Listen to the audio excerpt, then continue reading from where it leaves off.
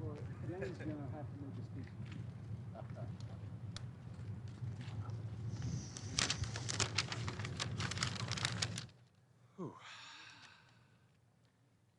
Thank you all for being here. We're now 5 days into the worst tornado disaster in the history of the Commonwealth of Kentucky. It brought 200 miles of death alike, wiping out towns almost entirely and leaving our landscape almost unrecognizable.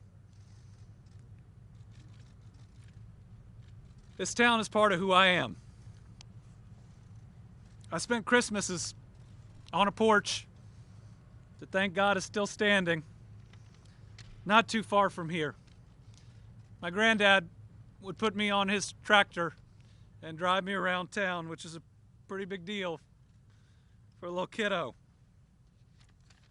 I buried my kin right here in town, just down the road. To me, this was always a safe place. Bad things did not happen here until Saturday. If you look around here, or Mayfield, in Muhlenberg County and a number of other towns, you might think that we are broken, but we are not. In Kentucky, we are good people. We love one another, and we lean on one another. We open our homes to those in need, not just today, but every day. And we will repair our homes, our businesses, and we will repair our lives. We will do all of that together. As a people, we're not alone. The generosity and outpouring of love, pure, unconditional love, from around this country and around this world has been overwhelming. Millions of dollars and more water, diapers, sweatshirts, household goods than we could ever count have poured in. As a state, we are also not alone. President Biden and the federal government have offered more aid and acted faster than we have ever seen in the history of the United States of America. I received 3 personal calls from the president on day 1. First, when he could get through, and then at the end of the day, saying, what else do you need? We got an immediate disaster declaration, which doesn't happen. And just, I think on the same day, not even a full day later, a major disaster declaration. And you know what? Starting yesterday, there were people here in FEMA shirts walking house to house to start processing people's claims to get them back on their feet. We've gone from looking for our dead to starting to haul away the death and destruction around us. And the steps to start rebuilding have already begun. I cannot thank the president enough. And I know our federal delegation feels the same way. They have been hugely supportive. Thank you, Congressman Comer, for being strong for this community and for pushing for everything we need in Washington, D.C. You've been a wonderful partner. I hope the people of Kentucky know that I care deeply about them, and the president does too. He's here in Dawson Springs, Kentucky, because we're hurting. I am so thankful for the full, unwavering support of our federal delegation. I'm so thankful for the president that has said yes to every ask we've made. And you know, he's going to have some news about another ask that I made. One that I thought there was no way that we could get a yes to. But it's going to mean the federal government isn't just here, isn't just doing things we've never seen before, but is fully behind every single family that has suffered any loss. On behalf of Brittany and I, to the people of Kentucky, we love you. And I never thought in my life I'd be able to introduce a president, and I wish there were different circumstances, but I'm still very honored to be able to introduce a president in my dad's hometown, President Joe Biden.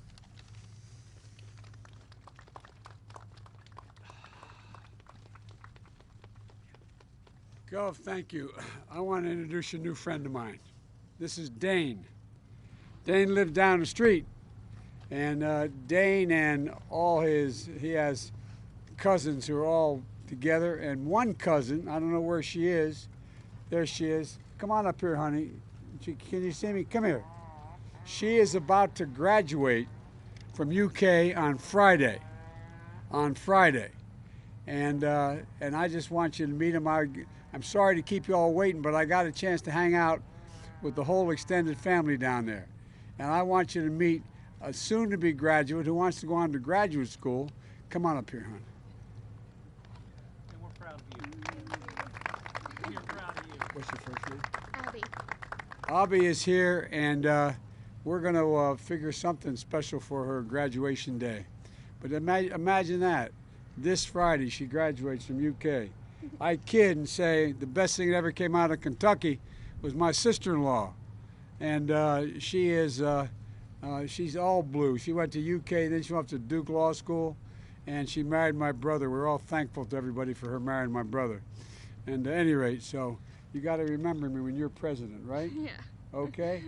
Thank you. I just want you to meet the folks I was just hanging with. Thank you, honey. Thank you. Andy, thank you, Gov, for the introduction.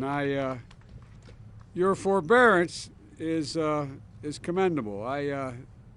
This has to be an emotional moment for you, the family, for the congressman, for all of you congressmen. Thanks for the passport into your district. Appreciate it.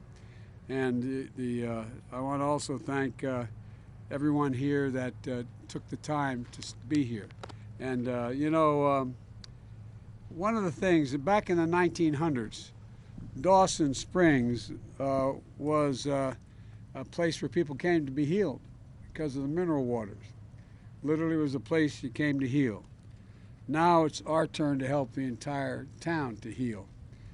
You know, I granted the request for the first emergency declaration and major disaster declaration the moment I received it, because I got to know the governor's father, and I knew nothing would come that wasn't real. I mean it, for real. And yesterday I also approved an emergency declaration for the state of Illinois and Tennessee. And I intend to do whatever it takes, as long as it takes to support your state, your local leaders, and as you recover and rebuild, because you will recover and you will rebuild. You know, the scope and scale of this destruction is almost beyond belief. When you look around here, it's just almost beyond belief.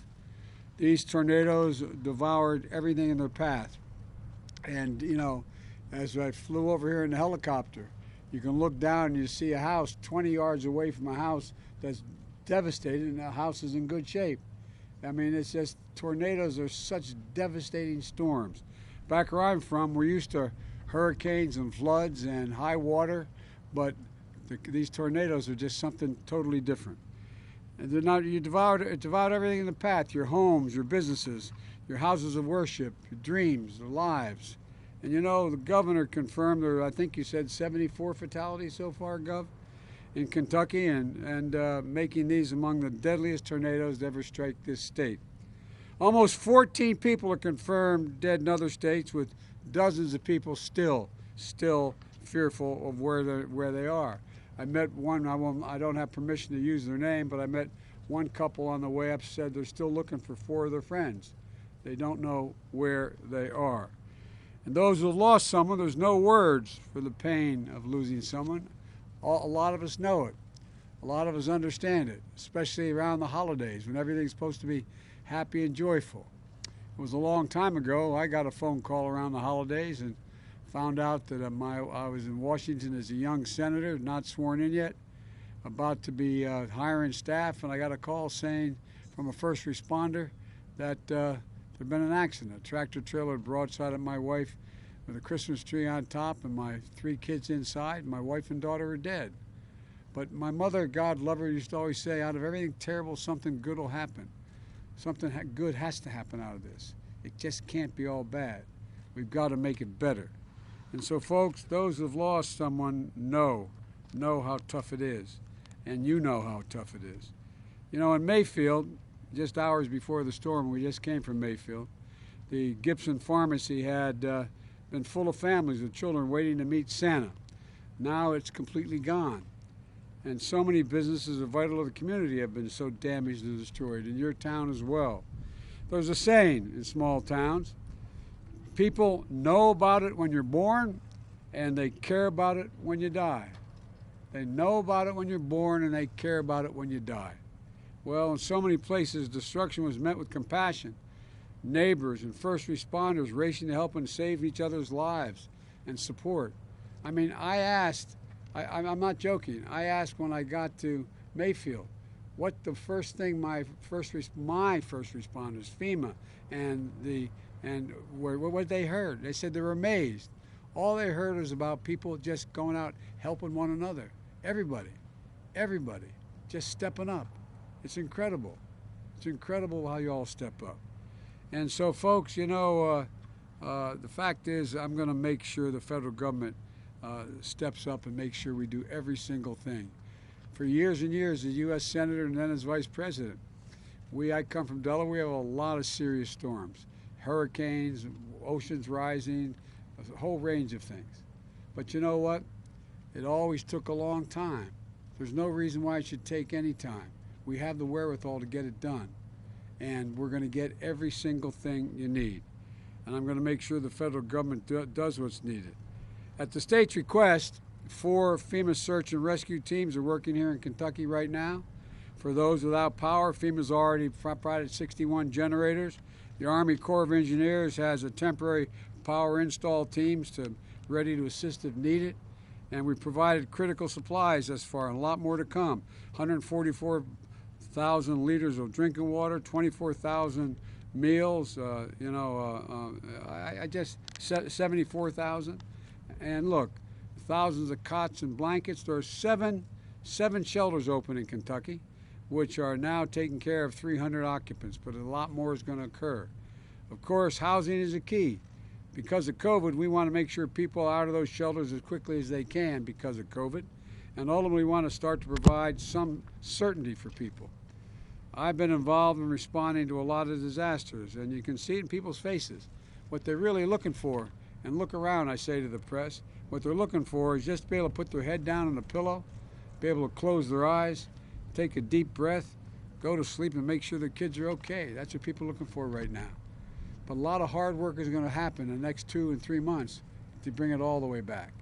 And so, folks, the governor, I want to provide you the certainty as well. I just approved the request that I wasn't sure I had the authority to do, but turns out I do.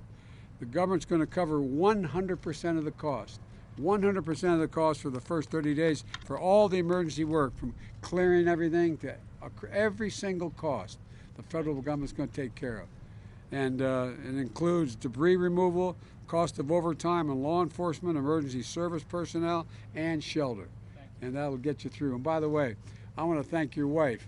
She started a toy drive for this part of the state to make sure, how many, come here. I'm taking credit for something I have nothing to do with. How could you? But tell them what you got so far.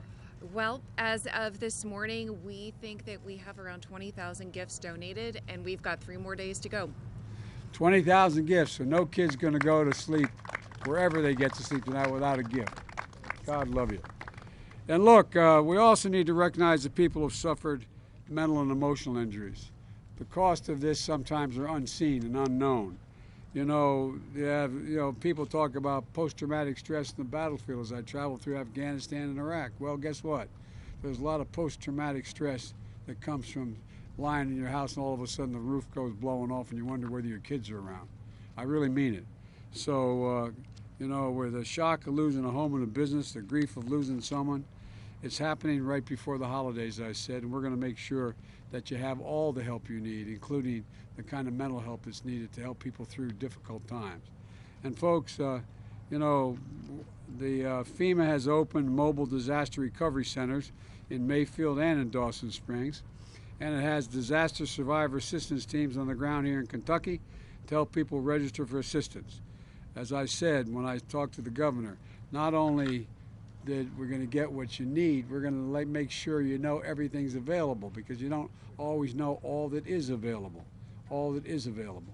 And that's what we're going to do. And folks, you know, if you live in infected areas, which all of you who are standing here watching me do, you know, you visit disasterassistance.gov, disasterassistance.gov, or call 1-800-621-FEMA. That's 1-800-621-3362. I promise you, you're going to heal, we're going to recover, you're going to rebuild, you're going to be stronger than you were before. We're going to build back better than it was. And when I come back, I got one beautiful lady and her husband promised me a meal. She's apparently a hell of a cook, so I'm coming back for the meal. So thank you, thank you, thank you for being here. And to all the families here, keep the faith. We're going to get this done. I promise you, the governor's not walking away, your county judge is not walking away, your congressman's not walking away, no one's walking away. We're in this for the long haul. Thank you very much for your patience.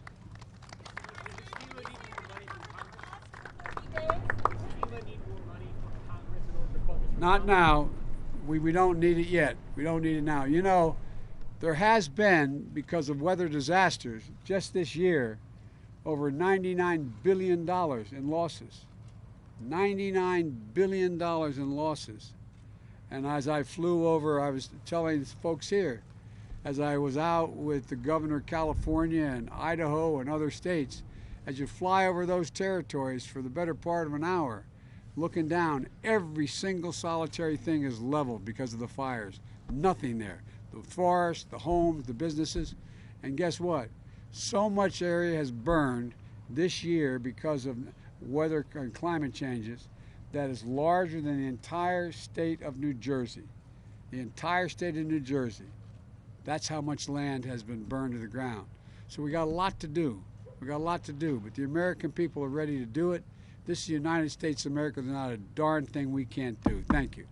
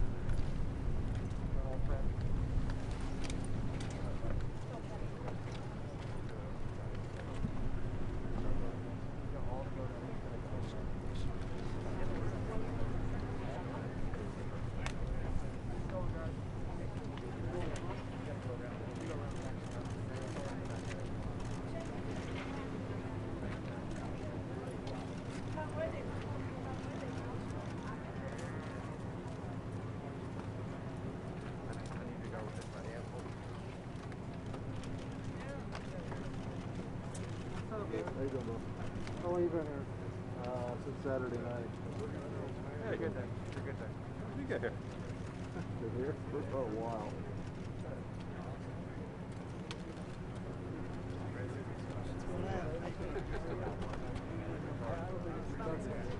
I don't know if I can, actually. Okay. Yeah, they might not let you.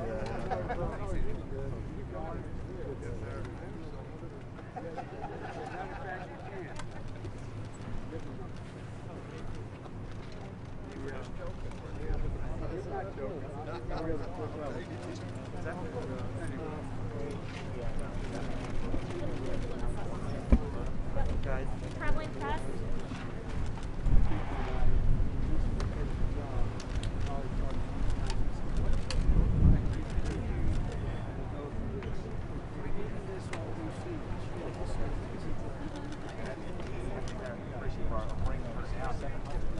This is what I see. The contact that help. Never been done. Perfect. Here to help guide me through this. Your promise to help us rebuild. These people need it so bad.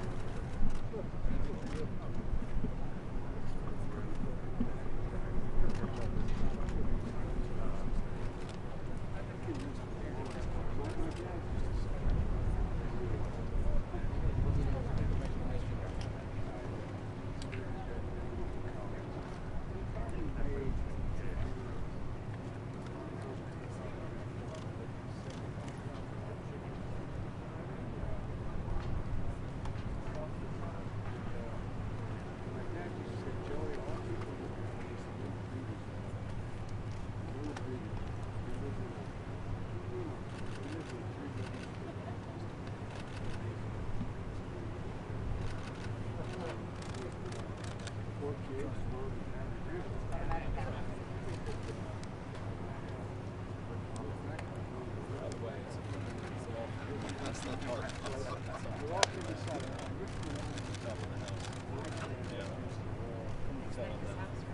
No, no. That's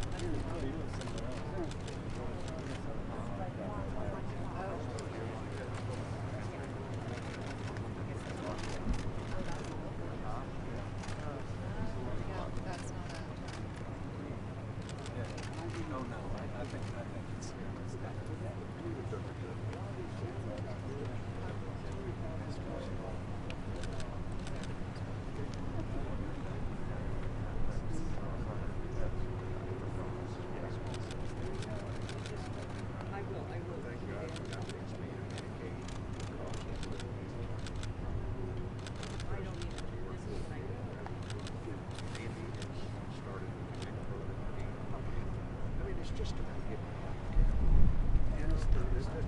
That's not political. Needed. Anyway, it's not as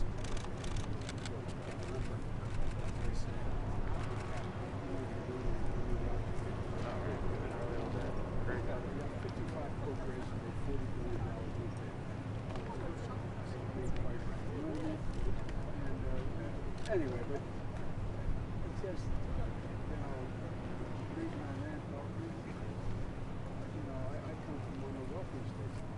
A very poor section, relative to lower to county here. So my talk back to like this. I'm telling you, my land first time, not a joke. I'm born on good friends. That was as good as it got.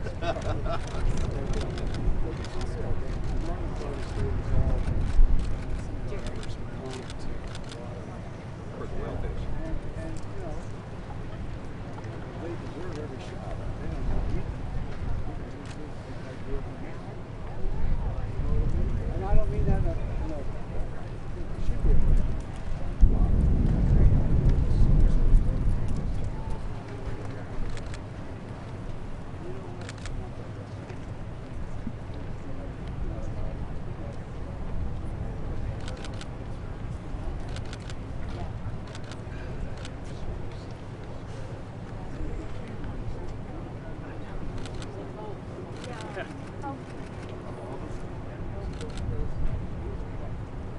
Everybody just frustrated. Everybody would see somebody panic, frustrated, and you all know me there for work.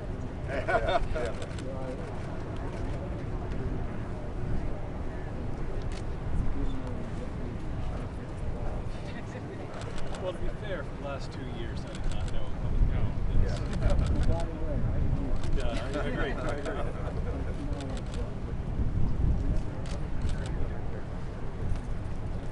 But I guess like me,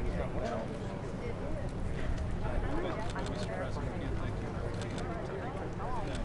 You know, it means something to us. it means something. Getting the work done was great. Great. Just you saw those people's faces. It shows commitment. Already got a chance to come to the Dawson's Springs. If you didn't play, place to work.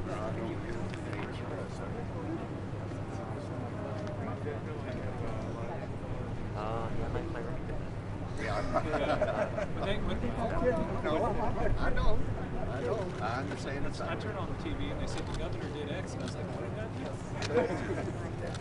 When I come to town and have they come down there and press me, you should down and That doesn't happen. My mom and dad. all right, guys, I guess, what am I doing now? Man, I'm on the airport to get back to work. Thank you. You gave us Got my number. an entire day. Thank you. I'm staying back, but thank you so much. Thank you. Thank you so much. I do. Means a lot. I'm going to use it.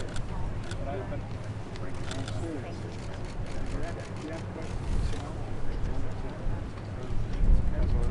All right, see y'all.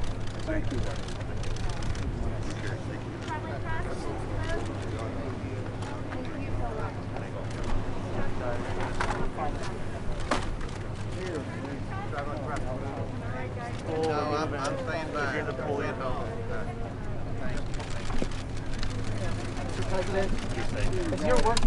Rescue and Recovery. Mr. President, should congressional Democrats move on to working on voting rights legislation this year and put off your Build Back Better plan to 2022? If we can get the congressional voting rights done, we should do it. If we can't, we got to keep going. There's nothing domestically more important than voting rights. It's the single biggest issue. So you support a pivot this year to doing that?